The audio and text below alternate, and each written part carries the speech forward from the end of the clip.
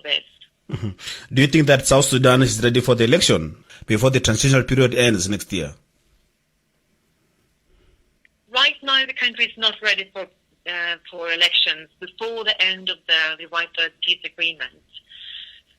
And that's why we constantly focus on what they need to do, and that's why we constantly ask them to prepare for that roadmap, so we know exactly what they prepare to do, and for us to be ready to support them to prepare for free, fair, and incredible elections. Mm-hmm. Mm-hmm.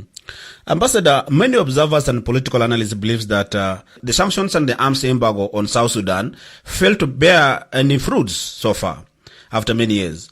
What other alternatives do Trigger members have to ensure that democratic transformation happens in the country?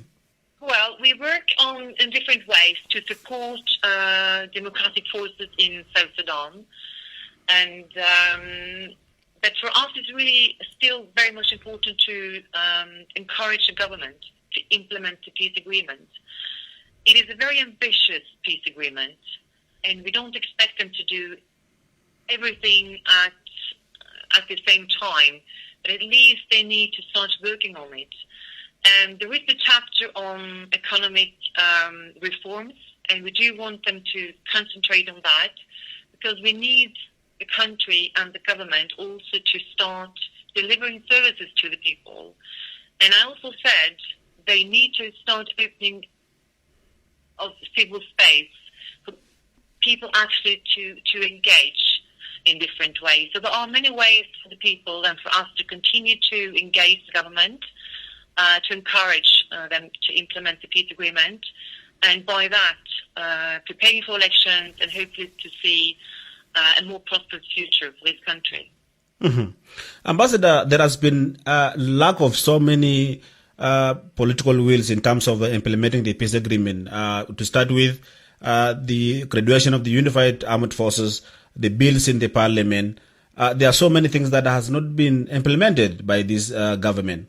What do you have to say about this? Well, I can say I totally agree. The implementation is way too slow. And that's again why we encourage the Artigono, but also the parliament to actually to do its work, because we also need to see the parliament actually taking up its work and continue to adopt necessary bills, which are important also for the preparation of elections. Mm. So there is a lot to do, and we just encourage them to continue doing what we expect them to do.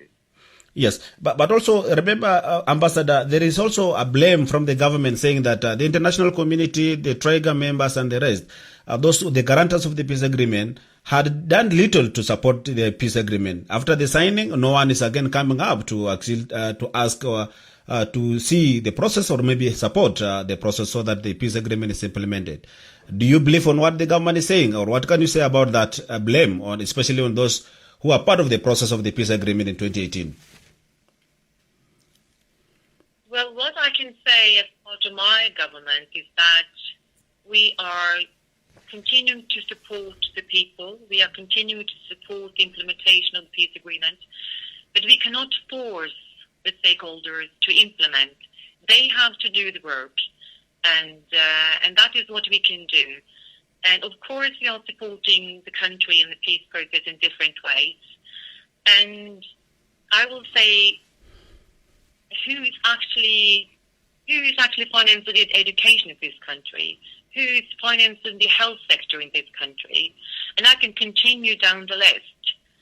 And that's why is also we are saying that the government, they need to start delivering services themselves, because they can't expect the international community to continue paying for education, paying for health, paying for mostly everything on what we see in this country. So that's why we need them to engage, to fight corruption, and to start finance and give services to its people. Mm-hmm. Mm-hmm.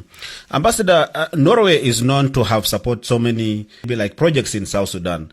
Could you take us through some of the humanitarian and development sectors that Norway is doing some assistance or maybe giving support to the South Sudanese? Oh, we're doing so much because we've been there for 50 years. So, and what I can say, when I travel around this country, everyone knows about Norway, and that is not the case in many other countries, and certainly not in Africa. But here, everyone knows what Norway has done since 50 years back, and everyone knows about the Norwegian Church Aid. Everyone knows about the work done by the Norwegian People's Aid. But perhaps they have a little knowledge about what we're doing now. But as I said, South Sudan is still the biggest recipient of humanitarian aid and development assistance.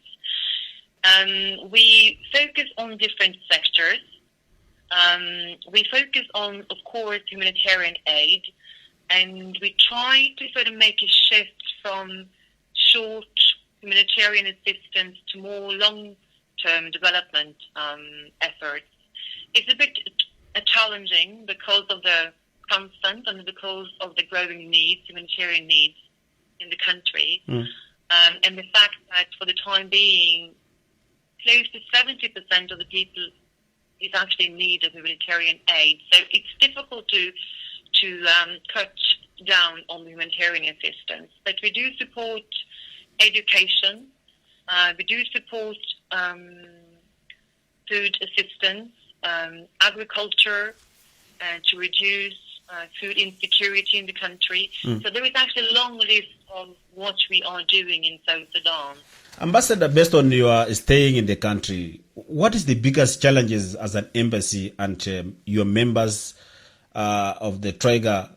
What is the biggest challenges are you facing in the country, especially in the country, as you're operating in the country, carrying out your projects like the humanitarian on education and other sectors? What is the most dangerous or maybe the most challenging part of your life in the country?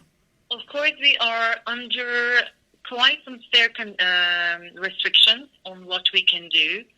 But I try to travel as often as possible because I think it's important to getting to know the country and not only concentrate on what we're doing here in Juba, because in Juba it's actually a lot on engaging stakeholders and the parties themselves to encourage implementation of the peace agreement. But this country is a lot more than that.